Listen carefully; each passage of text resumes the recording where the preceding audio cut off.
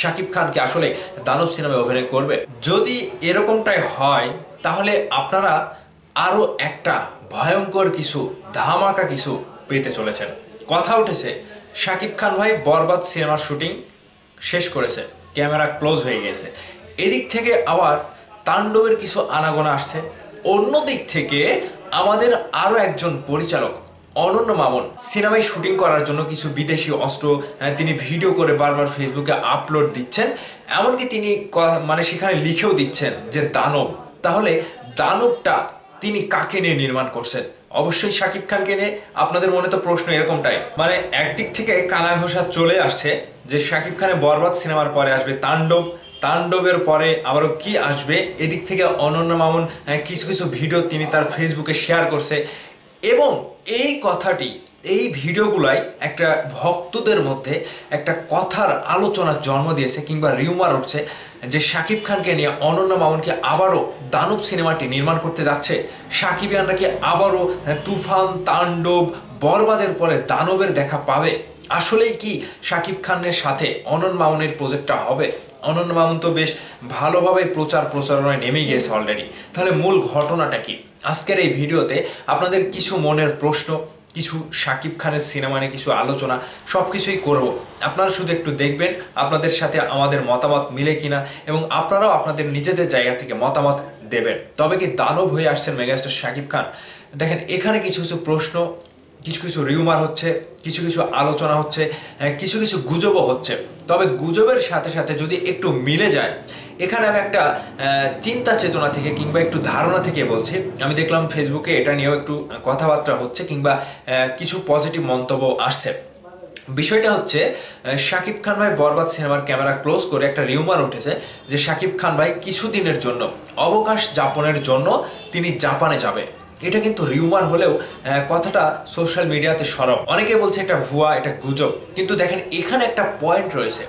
এই পয়েন্টটা হচ্ছে শাকিব ভাই যদি জাপানে যায়, অবকাশ যাপনে তিনি যেতেই পারে, এটা স্বাভাবিক ব্যাপার।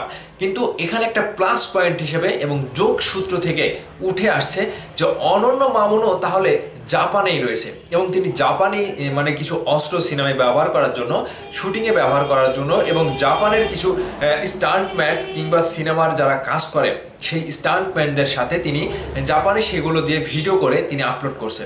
এখানে যোগসূত্র এটাই বলছে যে অনন্য মামুন যেহেতু জাপানেই রয়েছে এবং শাকিব খান ভাইও তাহলে জাপানেই যাচ্ছে অবকাশ যাপনের জন্য, তাহলে এখানে কিছু একটা রয়েছে, কিছু একটা রয়েছে। তাহলে কিছু একটা কি, মানে কথা উঠে আসছে যে মানে দানব সিনেমায় তাহলে শাকিব খানই থাকছে।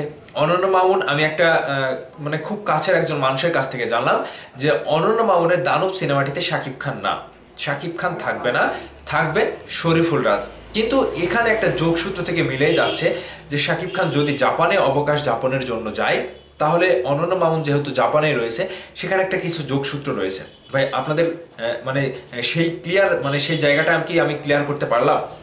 আপনাদের দ্বিধাদ্বন্দ্ব থেকে আপনাদের কাছে যে আশঙ্কাটা হচ্ছিল, আপনাদের মনের প্রশ্নটা আমি একটু ক্লিয়ার করতে পেরেছি যে এখানে একটা যোগসূত্র রয়েছে। এখন চলে আসেন শাকিব খানের বরবাদ সিনেমা নিয়ে এবং তাণ্ডব সিনেমা নিয়ে মাঝামাঝি অবস্থায় যে অবস্থায় রয়েছে। আগামী রোজার ঈদে মানে বরবাদ রিলিজ হবে, এটা স্বাভাবিক। কিন্তু আমি বুঝতে পারছি না যে বরবাদ টিম এখন পর্যন্ত কি করবে। আগামীতে রোজা চলে আসছে আর রোজার মাসে গান রিলিজ দেওয়াটা আমার মনে হয় বোকামি। রোজার মাসে গান রিলিজ করাটা আমার মনে হয় বোকামি, কারণ রোজার মাসে মানুষ গান নিয়ে পড়ে থাকে না। অর্থাৎ 20 রোজার পরে, 25 রোজার পরে যখন এই গানগুলো রিলিজ করবেন, রোজার মাসে গানগুলো কি বাজবে, বাজাতে পারবেন, প্রচারণায় নামতে পারবেন? রোজার মাসে যতই যাই হোক গান নিয়ে প্রচারণায় নামা কিংবা গান নিয়ে বাজানো মানে মাতামাতি করা এগুলো আসলে ঠিক হয় না।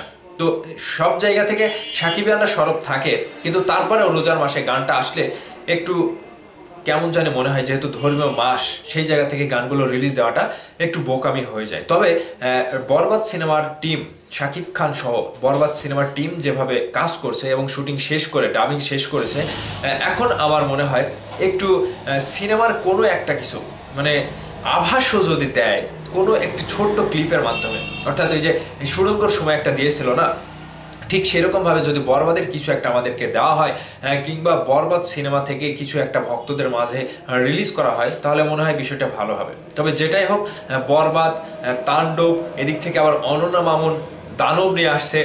আপনাদের মাঝে মনের প্রশ্নটা কোথায়? শাকিব খান কি আসলে দানব সিনেমায় অভিনয় করবে, নাকি অনন্য মামুনের কাছের কিছু মানুষজন কাছ থেকে আমি যতটুকু শুনলাম যে দানবে শরীফুল রাজ, এখানে অনন্য মামুন জাপানে রয়েছে, সেখানে শাকিব খানও আবার জাপানে অবকাশ যাপনের জন্য যাচ্ছে। এই সূত্রটা এখন দেখা যাবে আগামীতে, যে আসলে কি অনন্য মামুনের সাথে সিনেমায় দানব সিনেমায় শাকিব খান রয়েছে কিনা।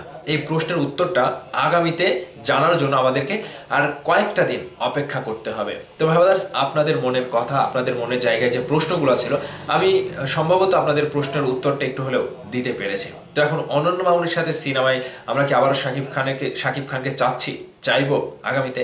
আপনাদের মতামত ভিডিওর নিচে কমেন্ট করে জানাবেন। ভালো থাকবেন, ধন্যবাদ সম্পূর্ণ ভিডিওটি দেখার জন্য।